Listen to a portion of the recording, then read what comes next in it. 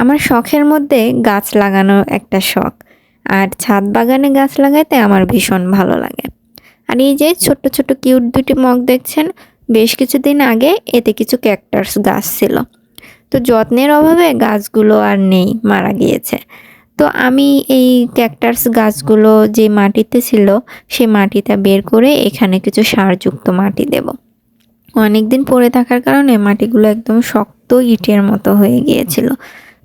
বের করতে বেশ খানিকটা কষ্ট হয়েছিল। আমি যেহেতু এই ছোট ছোট মগে গাছ লাগাবো, এতে করে ওদের প্রচুর পুষ্টির প্রয়োজন আছে। এই জন্য আমি ডিমের খোসাগুলো নিয়েছি। ডিমের খোসাগুলো গুঁড়ো করে সেই মাটির সঙ্গে মিশিয়ে তারপরে আমি এই মগ দুটিতে দেব। এই দুটো মগে আমি ইনডোর প্ল্যান্ট লাগাবো।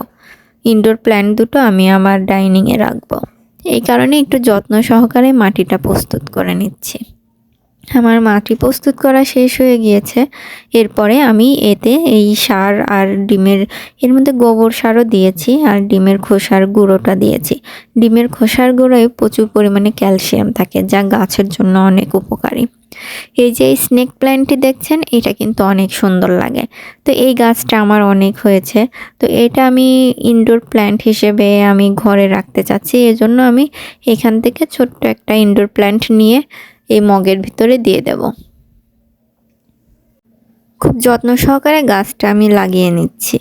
এই গাছ লাগানো হয়ে গেলে আমি ঘরের ভিতরে এটা রেখে দেব। তো আপনাদের এই ভিডিওটি কেমন লাগলো জানাবেন, আর ছাদ বাগান কে কে পছন্দ করেন।